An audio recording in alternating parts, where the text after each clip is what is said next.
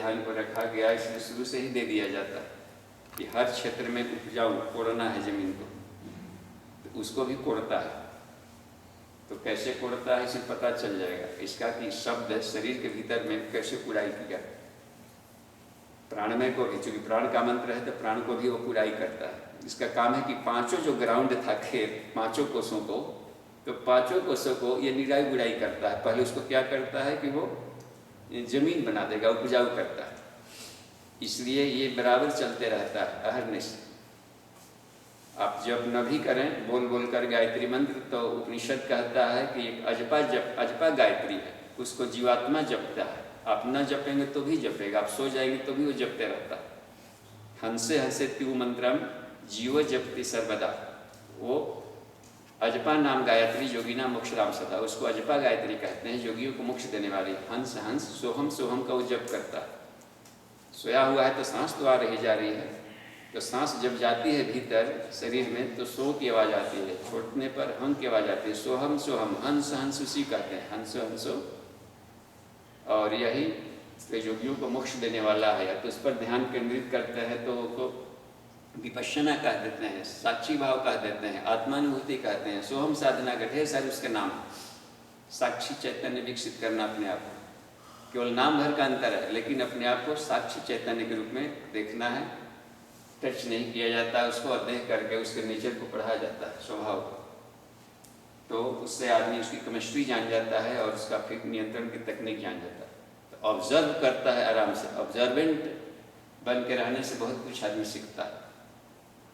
तो वो अब इसमें देखें तो हम लोग जब कोई बारी बारी से लेंगे, पहले ये देखें मन की केमिस्ट्री पहले समझें, तो उसके अनुसार हम जप करके और ध्यान करके उपयोग करेंगे। जप करें तो कहाँ पुराई करना है, जप का काम है जुताएं, ठीक है, उपजाऊ बना के। हम देखें यहाँ पौधा लगाना है तो यहाँ क्यों कोड़े, हाँ यहाँ क्यों कोड़े, वहाँ प्लांट्स लगाना है, तो जहाँ लगाना है वहाँ पर खुदाई करें, निकाई गुड़ाई।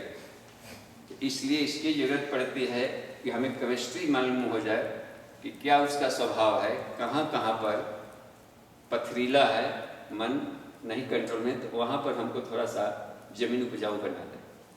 तो इसमें बताया है उन्होंने, योग ऋषि ने बताया है इसकी व्याख्या करते हुए कि मन का दो मुख्य स्वभाव है। पहला कि वो चंचल है, चलायमान है, ठीक, स्पीड तेज है। और दूसरा वासनामय है, चिपकने के स्वभाव का है। जहाँ जाता है चिपको, अंदर चिपक जाता है उसमें, और उसमें उसका रस लेने लगता है। क्योंकि मन एक इंद्रियों में भी आता है। कुछ लोग 11 इंद्रियां गिन देते हैं, मन को भी 11 इंद्रियां कहते हैं। जब इंद्रियां हैं तो कोई ना कोई सब्जेक्ट हो। जैसे आँख 11 इंद्रियां हैं तो आँख का सब्जेक्ट है देखना, कान का सुनना, नाक का सूंघना, इंद्रियां हैं तो एक सब्जेक्ट हुआ ना, उसका उद्देश्य 20 है। तो मन यदि ज्ञानेंद्रियां हैं, इंद्रियों का मालिक है, तो उसका भी कोई ना कोई सब्जेक्ट होगा कि क्यों ईश्वर को मन बनाए। मन एक उपकरण नहीं बनाते तो इतना था, काम चल जाता। उनको जरूरत पड़ी सुख लेने का, क्योंकि आत्मा आनंदमय है, सुख उसको चाहिए, आनंद। तो आनंद लेने के लिए एक ऑपरेटर्स की जरूरत पड़ी, तब उन्होंने मन का सृजन हुआ। तो मन का विषय है सुख लेना, रस लेना, बस। तो रस लेने के लिए उसमें चिपकना और करंट का फ्लो आना जाना शुरू कर देना, ये भी काम करता है। तो वासनामय है, चिपकने के स्वभाव का, और गतिशील भी है। जहाँ चिपका उसी में दौड़ने लगेगा, गति तो रोकेगा ना। यदजिरम यविश्रम कहता है कि स्पीड नहीं रोकता है, उसी में वो अपना कुछ ना कुछ खोजने लगेगा। तो खोजता है तो तरह तरह का उसी में सुख खोजने लगता है। इसलिए एक बार स्वाद चखा, नशा का, 2 बार चखा, 3 बार चखा, अब देखिए चिपक गया, अब छोड़ाने पर नहीं भाग रहा है, नहीं वहीं स्वर्ग है, वहीं चल रहा। तो वो बड़ी गजीब होती है। किसी खास परिस्थिति में आदमी रह ले थोड़ा देर तो लगता है कि उसको छोड़ना नहीं चाहता। पुराणों के कथानक कुछ रोचक इसलिए बना दिया जाता है, कुछ समझने में सुविधा होती है। विष्णु भी आ गए थे अवतार बन के, बड़ा अवतार में तो सारा काम पूरा कर लिया, तो अब जा नहीं रहते। बड़ा परिवार से उनको रस मिलने लगे। आया था लोगों ने कि चलो महाकाल उधर से फिर आया कि आपकी ड्यूटी हम संभाल रहे थे ना। शिव जी आकर देखा कि देखिए आपने आपके फॉर द टाइम भी हमने गद्दी संभाला था, आप इधर आ गए थे, अब चलिए आपका हो गया। नहीं, बहुत सुख है, उससे अधिक सुख है बैकुंठ सैया। देखिए कितना बढ़िया कीचड़, आहा अहो कीचड़, अहो परिवार। तब कहा जाता है त्रिशूल से उनको बेहोश करके पीठ पर लादा घोंपे कर रखिए आराम से। तो यहाँ मन का एक बताया गया है कि मन कुछ इसी ढंग का होता है, किसी खास परिस्थिति में थोड़ा सा देर छोड़ देंगे तो वो रस बच जाता है, तो उसका उसी में इंजॉय ढूंढने लगता है। तो अब देखिए, अब इस पर कंट्रोल करने के लिए सब इस्तेमाल करेगा। अच्छा ठीक है, तो अब ये देखा कि मन पर यदि नियंत्रण न हो तो हलाहल विष कर दिया कि कहीं भी सुख ढूंढने लगेगा, उसको पता नहीं चलेगा क्या जहर है क्या अमृत। वो डिसीजन लेने वाला फाइल के ऊपर है, अलग ऑफिसर, बुद्धि वाले लेयर में होता है अलग, ऊपर वाला HOD के पास है वो सही गलत का डिसीजन वाला, इसका काम है तुम रस लेना। तो इसलिए यदि अनियंत्रित है, उसके सापेक्ष नहीं चल रहा है, तो मालिक को विनाशपूर्ण बार में फंसा कर मार भी डालता है, पॉइजनस है। और यदि कंट्रोल हो गया तो अमृत भी है, क्योंकि उधर से यदि जोड़ दिया तो उधर से कमाल का चीज़ खोज के ले आ देगा। सर्च किया तो क्या किया, देखा तो क्या देखा, खोजा तो क्या खोजा, है ना। उसको जाकर खोजना था, प्लानिंग बनाना था, तो प्लानिंग का काम था मन का बनाना, संकल्प करना, प्लानिंग बनाना, योजना बनाना उसको, और उसके जा कर के उसके आदान प्रदान थॉट को ले आकर पहुँचा लेने लगा ऊपर ऑफिस में, उसको आत्मा तक ले जा रहा है, कर रहा है। देखिए उसमें तो ये जो लिंकिंग बना रहा था वो, तो यदि वो डिसीजन आ गया कि इसमें खोजो, आत्मा के हित में तू खोजो, आत्मा के हित में प्लानिंग बनाओ, आत्मा के हित में तुम्हारे संकल्प निकले, तो देखिए अमृत कर दिया। क्योंकि इससे ताकतवर उपकरण नहीं है जीवात्मा का, इस सबसे ताकतवर घोड़ा मिला था इसे। तो अनियंत्रित मन के बारे में लिखा है युग ऋषि ने कि अनियंत्रित मन 3 फैकल्टी में भागता है सुख लेने। सबसे पहले जाता है इंद्रिय भोग में सुख लेने, तो नज़दीकी फील्ड है, उसको आसपास में है तो चल जाता है खेलने और उसी में रमने लगता है। यदि उसे पेट भर गया तो धन का संचय करने का प्लानिंग बनाता है, सोचता है कि इसमें बड़ी सुख है, शरीर को सारा सुख सुविधा बिना काम धाम के मिलेगा। अनियंत्रित है, चाहे उल्टा सीधा जैसे भी हो, नीति क्या चीज होता है, धन चाहिए बस, वो ऐसे करने लगेगा। यदि इधर से भी पेट भर गया उसका धन, तो अहंकार की पूर्ति में उसके लिए प्लानिंग बनाएगा कि हमारा जस हमारी प्रतिष्ठा हो। अनियंत्रित है तो जो आगे बढ़ रहा है उसका टांग खींच ले, यूँ ही करने लगेगा। नियंत्रित बने छोड़े, अब उसको डिस्टर्ब न करे, पैरेलल एक और रास्ता लंबा खींच देता है, हम अपना ढंग का अपना रास्ता में हम ले लें, लेकिन जस प्रतिष्ठा के लिए कर रहा है। तभी भी ऐसा नहीं कहा जाएगा कि अत्यंतिक नियंत्रण में आत्मा के हित में कर रहा है। तो वो डिसीजन देता है आत्मनीति के परिप्रेक्ष्य में, जो डिसीजन दे गया उसके अनुसार यदि करने लगा कि इसी बारे में सोचो, ऐसा करो और ईमानदारी से करने लगा, तब उसको कहा कि नियंत्रित। बुद्धि जिसमें भला सोचे, आत्मा के हित में जो डिसीजन दिया जाए कि इसमें आत्म कल्याण लोक कल्याण दोनों है, तुम्हारा भी सुख है, ऐसा कोई उसको दे दिया जाए तो, और उसमें यदि लग गया और लाभ देने लगा तो कमाल का, अब बेस्ट फ्रेंड है वो। तो इसी को अब उसमें साधने के लिए उपाय बताया कि क्या तरीका हो सकता है। अभ्यास, तो इसका अभ्यास और वैराग्य जो अनगढ़ अभ्यास था, शरीर मन आत्मा को कमजोर करने वाले आदतों में यदि उसका राग था, तो उसको छुड़ा करके शरीर मन आत्मा को मजबूत करने वाले प्रयासों में, प्लानिंग में उधर रस लेने लगे।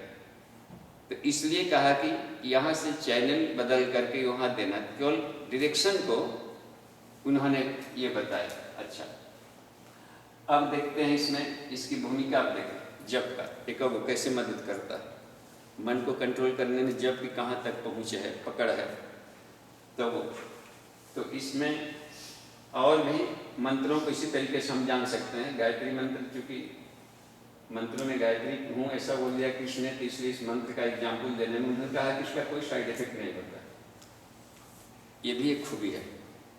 गायत्री महामंत्र ध्येन प्रचोदयात् है, बुद्धि को जब भी करेगा तो सन्मार्ग में ले जाने का ये काम करता है, कोशिश। तो ये अपने तरफ से पूरा प्रयास करता है, लेकिन इसके साथ में और भी जो कंडीशंस हैं उसको यदि हम फॉलोअप कर लेंगे तो इसको बल मिल जाता है। जबकि एक खास तरह की भूमिका होती है। तो वो देखिए इसमें उन्होंने बताया है, ऋषियों ने एवं अनुभव किया कि ये ध्वनियाँ सारे ब्रह्मांड को, पार्टिकल्स को वाइब्रेट करके दिशा दे रही है। आवाज़,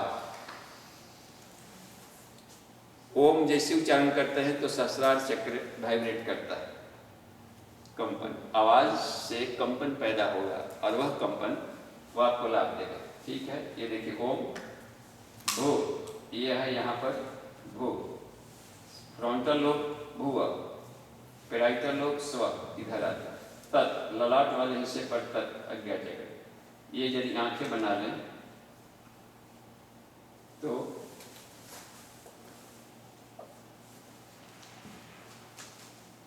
ये है स, इस आंख का भी, इसके पीछे ऑप्टिक नर्व्स हैं, उसको वाइब्रेट करता है और उसमें करंट सप्लाई भी सही करने लगता है, लाभ देता है। ठीक है, ये कान हो गया टूर, इधर वाला कान व, इधर नाक में भी एक पॉइंट है रे, मुख में एक पॉइंट है री, और एक यहाँ एक ठुड्डी में पॉइंट होता है यहाँ यम। ये सद्बुद्धि प्रकाशक शक्ति केंद्र हैं बॉडी में जहाँ तहाँ, उसको वाइब्रेट करके सफाई करता है, गायत्री उपजाऊ बना देगा। और उसके बाद वहाँ पर उस ढंग का भोजन दिया जाना लगे तो पटवन शुरू हो गया। लेकिन ये डस्ट, पड़े हुए डस्टों की सफाई करता है, उपजाऊ बना देता है शक्ति केंद्रों को। इसलिए नियमित उपासना को भी अनिवार्य किया था, ब्रह्म संध्या करो, संध्या वंदन, 3 माला, कहा कि 15 मिनट का जब सविता का ध्यान करने से ये काम करने लगता है ध्वनि विज्ञान। भर, ये विशुद्धि चक्र, गो, अनाहत चक्र को, ये मान लीजिए यहाँ पर हो गया। ठीक, दे व, इसके पास भुजों के पास होता है, स्व नाभि के पास होता है,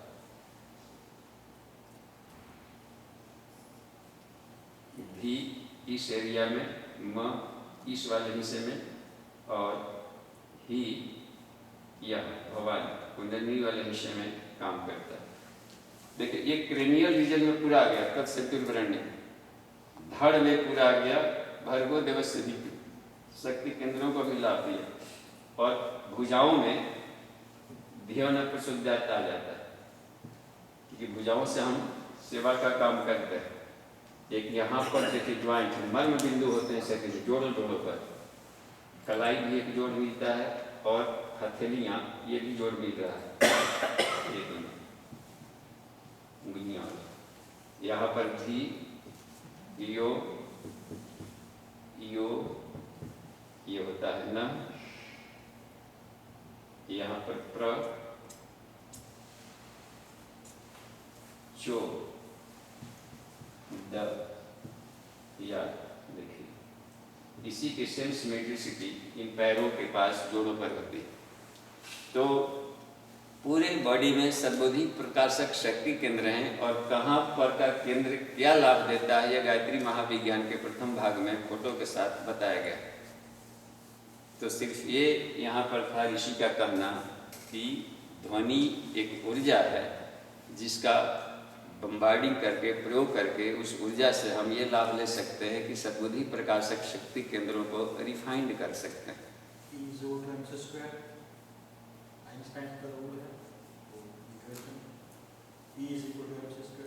हाँ हाँ, तो इसमें हाँ, इसमें हाँ, उसमें भी आ सकता है। अब जैसे कि मान लें कि वो पर वाइब्रेट किया, तो यदि 5 मिनट में 100 टाइम्स यदि हम कर लेते हैं, और उसको यदि हार्मोनिक बना लें, तो शरीर के इथर परमाणु प्रति सेकंड 34 अरब कंपन पैदा करते हैं। तो उस हालत में आपके शरीर से ऊर्जात्मक आपको निकल, चिंतन है, ऊर्जा लेवल को बहुत रिफाइंड करने लगता है। तो वहाँ पर आइंस्टाइन का फार्मूला वो काम कर सकता है कि उसका किस ढंग से हमको उसको वाइब्रेट करावे। तो ये थे हार्वर्ड स्टैंगिल, हार्वर्ड यूनिवर्सिटी के इधर के ही थे, कोई फिजिक्स के हेड रहे थे या कुछ, उनके बारे में 85 में मुझे तक मिला था लेख पढ़ने को। उन्होंने 15 वर्षों तक रिसर्च किया हर एक मजहबों के मूल मंत्रों का। तो उन्होंने पाया कि भारतीयों का गायत्री महामंत्र गजब का है कि प्रति सेकंड 1,10,000 कंपन पैदा करता है। इतनी सामर्थ्य नहीं दे, लेकिन गुरुजी ने लिखा है गायत्री के उसमें, तो सूर्योपस्थान कुछ साहित्य में मिला था कि प्रति सेकंड 34 अरब कंपन पैदा करने लगता है शरीर के ईथर परमाणुओं में। तो उन्होंने क्या स्टडी किया था, ऋषि लोग क्या देखे, कैसे लाभ मिलता है, इसलिए अपने मस्तिष्क के तरह तरह के तरंगे निकालने में सफल हो जाते थे ऋषिगण, और उसका लाभ लेते थे रिसर्च में। तो अभी उस सब शोध का विषय, इसलिए शोध चलते रहना चाहिए। आखिर मंत्रों में गायत्री मंत्र में क्यों कहा कृष्ण ने? अन्य मंत्र आपने कहा कि मैं तो हर मंत्रों में अक्षरा होता है ना, अपर्णा नाम अर्थ संघा नाम रसा नाम छंद साम मंगल नाम चुकरता रू वंदे वाणी विनायक, हर अक्षरों में शब्दों में रसोलंकार मैं हूँ। लेकिन जो विशेषता इसमें है वो अन्य मंत्रों में नहीं। एक तो सविता का मंत्र है परब्रह्म का, सीधे दूसरे की प्राण पर नियंत्रण करता है, प्राण से सृष्टि बनी है, तो उपलब्धि इसके अधिक है। तो उसमें बात ये, तो ये तरीका से जप का लाभ लेना है तो इसका जप का लाभ लिया जा सकता है। आप बोल रहे हैं गायत्री मंत्र के जप से कंपन पैदा होता है, राइट? वो बॉडी में सब जगह जाता है। तो फिर वो जब जो मंत्र हम बोलते हैं वो जोर से बोलना चाहिए था, किसकी ध्वनि सुनाई दे, या मन में बोलते हैं, तब कैसे होता है? देखिए, हाँ, गायत्री मंत्र का लाभ लेने के तरीके, चारों वेदों में गायत्री मंत्र आया है। तो ऋग यजुर साम में तो गायत्री मंत्र का हूबहू है, लेकिन अथर्ववेद में इसकी महत्ता है। अष्टाम्या वर्धा वेद माता प्रचोदयंतम, वो अथर्ववेद के सूक्त है और उसका देवता गायत्री है। और इसमें जो तीनों में आया है गायत्री महामंत्र का, तो यदि ऋग्वेद के अनुसार हम मंत्र जप करते हैं तो मानसिक जप किया जाता है, मन ही मन, बिना बोले, उपासनात्मक है, ध्यानात्मक है वो। और इसलिए उसमें, क्योंकि उसमें शक्ति बढ़ जाती है, मन की स्पीड अधिक है, रेंज अधिक है, और उसमें उच्चारण का दोष नहीं लगता। मन ही मन भी किताब पढ़ सकते हैं हम लोग, अखबार मन ही मन भी पढ़ सकते हैं बिना बोले भी। तो उसमें अच्छा, यजुर्वेद के अनुसार वातावरण को शुद्ध करने के लिए, परमाणुओं को गति देने के लिए बोल करके भी किया जा सकता है। तो चूँकि समूह में बोलना है तो उसको उच्चारण करते हैं ताकि उसका रेजोनेंस बड़ा प्रभावी हो, तालबद्धता बने। तो तब होगा जबकि एक स्वर में एक साथ सब बोल रहे हैं। उदाहरण दिया है मिलिट्रियों का, मिलिट्री लोग चलता है लेफ्ट राइट, और कदम ताल मिला के चले तो पुल ढह जाता है। तो पुल पर गुजरते समय उसके कदम तोड़ करवा दिया जाता है, खटपट खटपट चढ़ो। तो बहुत रेजिनेंस पैदा करना हो और बहुत अमूलचूल लाभ, तो उसमें बोल करके एक साथ हवन प्रणाली में किया जाता है यज्ञ करते समय। तो उस यज्ञ का साइंस अलग है यज्ञ विज्ञान का। तो उसमें मंत्र विज्ञान का प्रयोग करते हैं, और अग्नि एम्पलीफायर का काम करता है। जब उसकी लपटें उठती है तो 400 से 500 डिग्री सेंटीग्रेड तक उसकी लपटें होती है। उस समय उसको यदि आप हवन साकल डस्ट के रूप में डालते हैं तो ठोस से द्रव, द्रव से गैस, गैस से प्लाज्मा स्टिक में भी बदल जाता है, और मंत्र बैटरी पर दूर दूर तक जा सकता है। तो उस समय, और मंत्र भी एम्पलीफाइड होते हैं। तो एम्पलीफायर पर मशीन नहीं था, तो ऋषि लोग आग को एम्पलीफायर की तरह इस्तेमाल करते थे। और जब स्वाहा बोलते थे तो अग्नि परमाणुओं में विखंडन होने लगता था। तो कहा जाता है कि अग्नि का मुंह खुलता है। उस समय कोई शकल एक साथ उस समय डालेंगे तो चटाक चटाक तोड़ फोड़ करने लगता था। तो इसलिए उस तरीके के वैज्ञानिक प्रयोग करते थे। तो यज्ञ में उसको बोल बोल कर करते हैं, तो बोल करके भी किया जाता सकता है यज्ञीय प्रणाली का लाभ लेने। और सामवेद में भक्ति भावनाओं की तरह गीत गा करके उसको संगीत में लयबद्ध भी किया जा सकता है। किस तरह की भावना उभारनी है तो किस तरीके से लयबद्ध लय में उसको गाएं। तो सारी स्वर लहरियाँ गायत्री मंत्र से निकली हैं, सभी तरह के इसमें स्वर है। इसलिए उसको हम लोग रेडियो से भी कहीं कहीं कैसेट्स में भी संगीत में भी सुना जाता है। तो गीयते कर्मणा इति गायत्री, यानी गायत्री गाने वालों का प्राण करती है। एक ये भी व्याख्या कर दिया है किसी ऋषि ने। तो मंत्रों के रूप में भी होगा, बोलकर भी कर सकते हैं, संगीत के रूप में भी गा सकते हैं। और अथर्ववेद में दवाई के रूप में भी प्रयोग कर सकते हैं। मंत्र पढ़ कर देंगे तो उनको लाभ मिला, अभी मंत्रित करके दिया जाए तो प्राण संप्रेषण की क्रिया में भी काम आता था। तो मंत्र को उच्चारण करते समय बोलेंगे, कोई पानी छुआ तो उसके बिजली की तरंगे उंगली के फरों से जाकर पानी में विषुवान और विद्युत में घुल गए, अभिमंत्रित हो गया, तो उसको लाभ देता था। खाना बनाते समय, रोटी बनाते समय, बच्चों को तेल लगाते समय, नहलाते समय यदि गायत्री मंत्र बोला जा रहा हो तो सबको उस अमृत में पोषण होता है। मंत्र बोलते समय भोजन के सामने मंत्र बोल दिया जाता है तो उसके सामने जो इलेक्ट्रोस्टैटिक वेव्स निकले तरंगे तो उस पर के कुछ संस्कारों को धो देता है, एक तरीका से प्रक्षालन करता है। तो हर तरीके का प्रयोग किया जाता है। तो अपने को देखना है क्या लाभ लेना है, वैसा प्रयोग कर लेना। ठीक है। अच्छा, और भी लाभ लेने का मंत्र का है 3 तरीका। एक तो है हवन, उसमें कहा गया है यज्ञात प्राण स्थिर मंत्र, यदि हवन किया जाए किसी भी मंत्र से तो मंत्र में प्राण आता है। अच्छा, जपात मंत्र से संसिद्ध, यदि जप किया जाए मंत्र का तो मंत्र सिद्ध होता है। और अति प्रकाशमान से वह मंत्रो भवति लेखनाथ, यदि मंत्र का लेखन किया जाए तो आत्मा में प्रकाश चला जाता है, ये बहुत शक्तिशाली होता है। तो मौका मिले तो हम अधिक से अधिक धन कमाएं। हर कोई फायदे का बिजनेस कर रहा है तो हम तीनों लाभ ले लेंगे तो क्या घाटा है, वो भी एक संपत्ति है।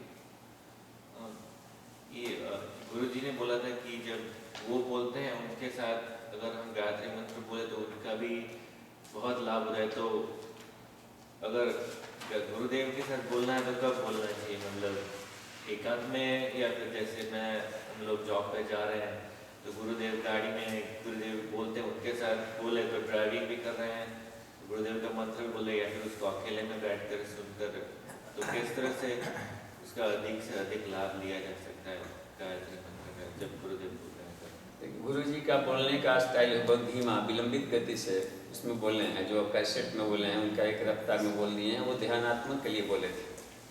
तो उसको हम लोग भले कहीं इस्तेमाल कर देते हैं, कैसेट लगा दिया है, आप झाड़ू बहार रहे हैं, गुरु जी नरियाते रहिए और हम झाड़ू लगाते रहें, ये भी प्रयोग कर देते हैं हम लोग। तो उस समय सिर्फ मन को राहत देने के लिए लगाए रहते हैं। लेकिन जब वो था कि ध्यानात्मक अवस्था में ध्यान में जाकर उसमें परावाणी से बोला है तो उसमें ट्यूनिंग के लिए थे। तो हम लोग एप्लीकेशंस कहीं भी कर लेते हैं, तो जहाँ एप्लीकेशंस के वो लाभ तो देते ही रहेगा। वो तो है, ऋषि लोग हैं खुश रहते हैं कि चलिए बच्चे इसी में खुश हैं, गाड़ी में लगा दिया है कहीं तो क्या करता है, हम तो कैसे बज रहा है। तो हम पॉजिटिव माइंडेड उस हालत में रहें, लेकिन अपने काम में तो मंत्र क्या करता है कि सतोगुणी को ऊपर कर देता है, रजो तमो को दबाए रखता है। तो उस समय हम कुछ भी अन्य बात नहीं सोचेंगे तो उसमें हेल्प मिलेगा कि एक बैकग्राउंड से हमको एक सतोगुणी वेव देता है, तो उस तरीके का असर पड़ता है। कैसा बैकग्राउंड में फीडबैक में संगीत आ रहा है, वो काम करने के समय में भी कुछ ना कुछ जरूर फीडबैक देता है उसी आवाज़ कि फ्लैशबैक में क्या आवाज़ आ रही थी, तो वो एक तरीके से सुखद आपको राहत देगा यदि है। लेकिन यदि अपना ट्यूनिंग उसके लय में नहीं है तो वो आवाज़, श्रद्धा नहीं है तो नहीं देगा, वो श्रद्धा परख है। तो सुनने वाले की भी श्रद्धा उसके प्रति होनी चाहिए। यदि नहीं है कि क्या दे दिया आप गायत्री मन से एलर्जी है जिसको, तो वो तो का लगा दिया कैसेट, इसको ना फिल्मी गाना लगाओ, ड्राइव करने में मजा नहीं आ रहा। तो वो अपना ट्यूनिंग कहाँ है उसके आधार पर साधक लाभ लेगा।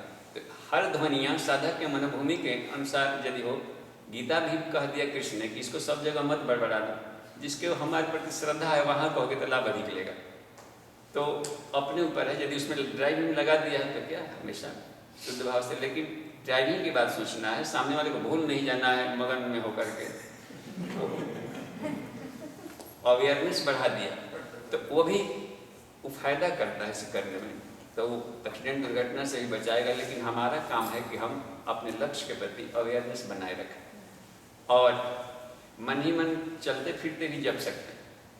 एक है गायत्री तंत्रम, उसमें गायत्री महात्मा है, देखिएगा उसमें दूसरे भाग में उसमें श्लोक है कि चाहे शुद्ध हो या अशुद्ध, नहीं कहते हैं कभी नहाए नहीं हैं, जब करें कि ना करें, हम ये खाते हैं वो खाते हैं, बहुत कड़ा है, बाप रे बाप गायत्री मंत्र दूर रहिए, ऐसा भी कोई लोग डरवा देते हैं। तो उसमें उसका उत्तर दिया है कि असुचिरवापी सुचिरवापी, चाहे अपवित्र हो या पवित्र हो, कमाल का। नहाने धोने का ढेर पचड़ा नहीं, नहा लिए तो अति उत्तम, ना नहा लिए तो भी ढेर कोई गलती नहीं हो गया।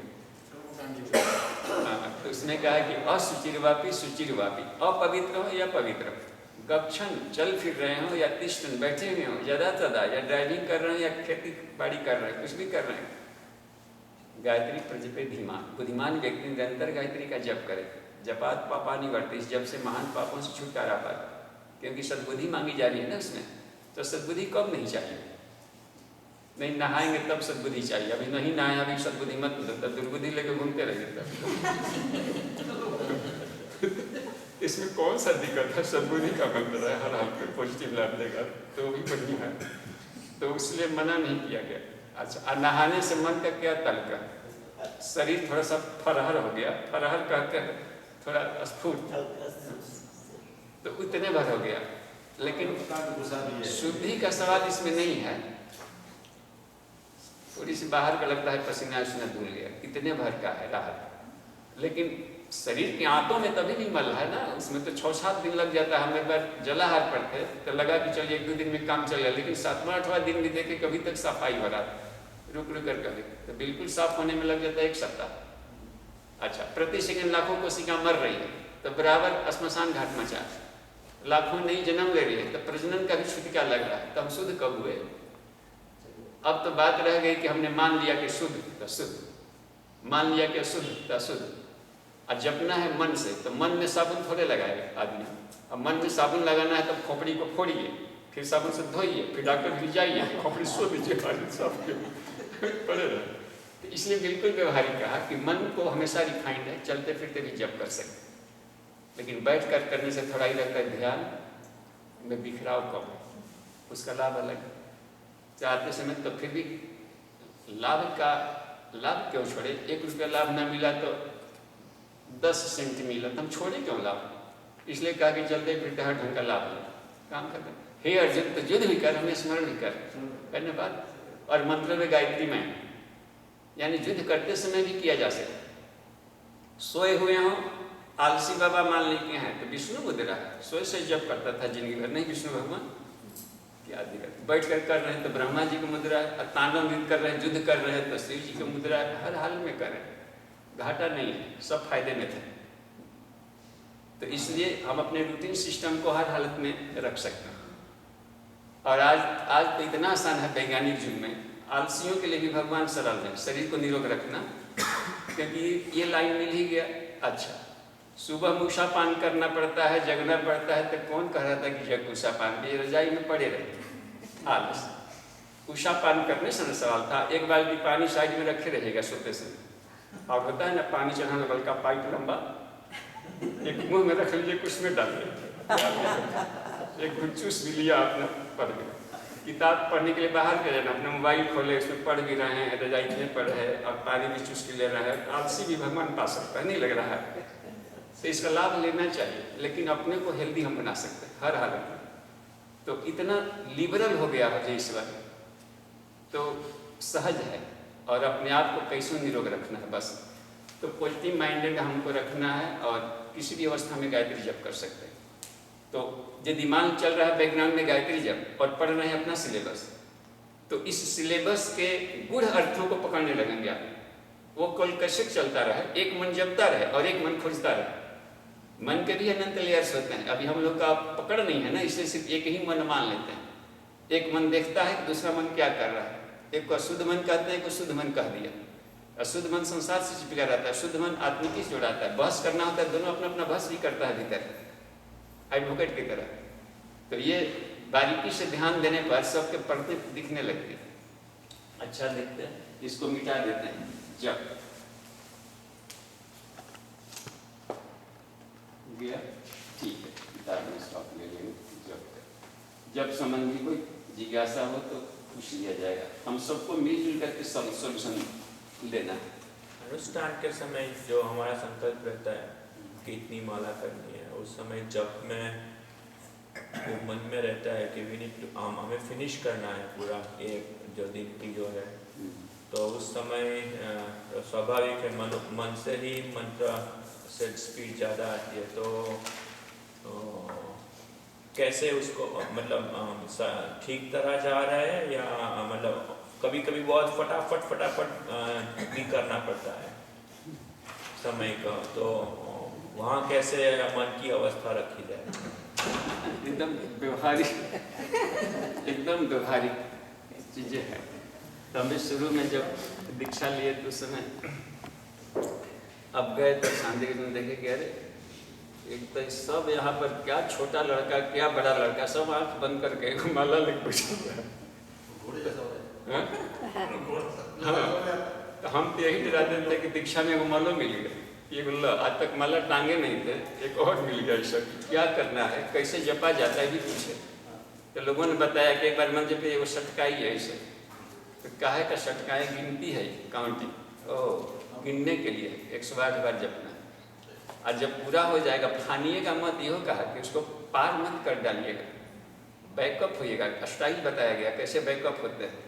और वहाँ जब पहुँचेगा जो फंसने वाला है सुमेरु, कि क्या, तो उसको फिर हियाँ छुआते हैं, अब इसका अर्थ नहीं समझना था, इसको छुआते हैं हर बार।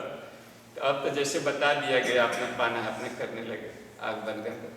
तो हमको भी दिक्कत आती थी जैसे इनकार शुरू में कि कैसे वो, तो और खूब जपना है, 30 माला जपना है, वो माला जपना है, उतना जपना ही जपना है, खाना का समय हो गया, नहीं जाएंगे तो पिछले लाइन मिलेगा, फिर वो मिलेगा, फिर जाके थाली नहीं मिलेगा, फिर वहाँ इंतजार कीजिए, वो भी गूंजते रहता था। फिर क्लास छूट जाएगा, फिर जब कभी इतने में माला हो, बाप रे बाप, शाम को घूमने भी जाना है गंगा नदी किनारे, ये सब भी गूंजते रहता था। तो उसमें हड़बड़ी बनते रहते थे। तो फिर भी जब पाना है तो अपना उसी में भागम भाग में करते रहे। तो जैसे जैसे डेप्थ मिलते गया तो इसके अर्थ समझ में आने लगे। तो पहले कैसे भी हो रहा है वैसे ही खुश रह के करते रहना चाहिए। लेकिन कुछ दिन के बाद कुछ न कुछ अध्ययन में गुरु जी किताब हाथ में लग जाएगा तो उसमें कोई क्लू मिल जाता है कि इसको ऐसे करें वैसे करें, तो उसमें धीरे धीरे थोड़ा सा एक्सपेंशन होने लगता है अपनी साधना का। तो उसी में स्वाध्याय चलता रहा अपना। ये पंचकोशी साधना हम शुरू से पंचकोशी साधना करें, शुरू से ही गुरु जी वही बताए। मन एक पहले के दिन से हमारा शुरू हो गया था। तो उसमें एक्चुअली दूसरा प्रैक्टिकल ही नहीं है, तीसरा भाग में प्रैक्टिकल है। अब प्रैक्टिकल पहले से यहीं से शुरू है, तो उसमें भी चलते रहा था। तो अब मनोभूमि तब फिर समझ में आ गया कि वो जो मंत्र है उसमें लिखा हुआ था कि यदि बिना माला का कर रहे हैं तो 1 घंटा में 10 माला मनाएगा, कम हो तो अधिक हो तो कम से तक यही बढ़िया है। मान लें कि 4 भी कर लें तो इससे 12 हो सकता था, लेकिन वो जो बीच में ब्रेकेज वाला बात इसमें नहीं बनी, आँख को छुआना ये सब करना, तो वो वाला बात इसमें नहीं था। तो तन्मय हो जाते थे और लास्ट में कई घंटा बैठे उतना से 6 मिनट का भाग कर लेते थे। तो नवरात्रि में भी अब वही करने लगे। माला के क्लास को हमको बड़ा पता लगने लगा कि स्वर एक मिल गया कि किस स्पीड में जपते हैं तो 5 मिनट में 100 बार हो जाता है। उस स्पीड को हमने पकड़ लिया। तब तक माला पकड़े रहे, घड़ी से देख करते रहे, स्पीड पकड़ा गया। उस हार्मोनिक लय को हमने पकड़ लिया वैज्ञानिक ढंग से कि ये सबसे बेहतरीन रिजल्ट देता है 5 मिनट में 1 माला वाला। तो स्पीड पकड़ा गया, हार्मोनिक लय आ गया। और उसमें दिक्कत पड़ने लगती थी। जैसे एक बार हुई बात कि माला से जब कर रहे थे तो सोचा कि 5 मिनट है, नवरात्रि चल रहा है, ऑफिस जाना है, तो 5 मिनट में 1 माला क्यों ना पूरा कर ले। तो लेके माला बैठ गए तो उसमें देखे कि करते करते करते उसमें ढेर देरी हो गया, अभी तक से आया नहीं हुआ स्पीड ब्रेकर। लगता है कि कौबे से कर रहे हैं। तो देखे कि पार होकर कहा कि पार हो किधर आ चुका था कि हे भगवान 5 मिनट और फंसे। अब हम देख करते तो यही दिक्कत पड़ती थी। और कभी कभी तो छूट के गिर जाता था नीचे बीच में, कहाँ तक ये वो भुला गया। तो ये सब प्रॉब्लम हमको भी आता था। लेकिन इसका जब रहस्य समझ में आ गया कि तन्मयता से मतलब है, काउंटिंग से नहीं। और कहीं कहीं प्रवचनों में भी डांट दिया कि तुम लोग गिनती में फंसे रहते हो, कितना कर रहे हो। भगवान आके देखता है कि हमारे बारे में सोच ही नहीं रहे, खाली गिनती कर रहा तो वो भाग जाता है। और जब गिनती ही करना अधिक माला तो डायनेमो रख लेना, उसमें पंखा में लपेट देना अपना, अब बटन दबा देना, तो तन्मयता मस्त है। एक ही बात करें लेकिन खूब तन्मय होकर ईश्वर के साथ घुल मिल करके उससे ओतप्रोत हो जाना, ये अधिक काम करता है। उद्देश्य वो रहता है। लेकिन शब्द विपरीत है तो शब्द विज्ञान भाव विज्ञान दोनों काम करता है। तो शब्दों की फ्रीक्वेंसी काम करती है। 5 मिनट में 1 माला करेंगे तो शब्द वृत्त जाकर सूर्य को छूटता है और उसकी शक्ति को लेकर आएगा। तो जो अनपढ़ हो तो पढ़ा हो तो शब्द वृत्त एक बराबर काम करता है। अब एक होता है भाव वृत्त। तो भाव वृत्त यानी जपते समय वो सोच क्या रहा था, इसलिए हर साधक का अलग अलग भाव वृत्त बनता है और यहीं से ही घुलकर परब्रह्म की शक्ति लेके आ जाएगी। इसी आधार पर संत कहीं भी मरे, चाहे उत्तरायण में मरे या दक्षिणायन में मरे, चाहे काशी मरे या कहीं भी मरे, वो ब्रह्मलोक को ही पाता, क्योंकि उसकी ब्राह्मी चेतना से रेजिडेंस है और गॉड ओमनी प्रेजेंट है। तो उसको उत्तरायण दक्षिणायन के पछड़े में नहीं पड़ता। तो इस बात को भी क्लियर किया उन्होंने कर। तो वो साधक के मनोभूमि के ऊपर है कि जब समय क्या सोच रहा था। तो जिस तरह सोचने से हमको शांति मिल रही है, राहत है और रिलैक्स फील रहे, वह ध्यान बेटर है। वो तो ईश्वर का भक्त के साथ कॉन्फिडेंशियल मामला। हम क्यों पूछे कि आप क्या सोच रहे थे। वो जैसे अपने बेस्ट फ्रेंड से बात कर रहा है, अपनी बात शेयर करना, कहना, लाभ लेना, उसे करना।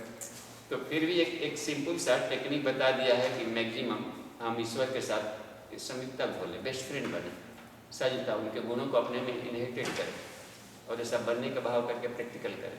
ये सिंपल किया, ब्रह्म सायुज्यता को उपासना का है। जब का सहारा लेना पड़ गया तो ठीक है, और नहीं तो स्मरण भी किया जा सकता है ईश्वर को। सोहम भाव से भी कहा कि सोहम भाव से पूजा बेहतर है, तो किसी भी ढंग से हम स्मरण करें। लेकिन ये ध्वनि विज्ञान है, मंत्रों का विज्ञान है, चूँकि एनर्जी का भी एक विज्ञान है, तो इसका भी लाभ लिया जा सकता है। बस इतने भर इस साइंस का भी हम लोग लाभ ले सकते। तो एक निरापद था प्रणाली। बाबूजी 5 मिनट का ब्रेक ले। ब्रेक ले लें, ओके। ओम शांति। ब्रेक के बाद फिर मिलेंगे।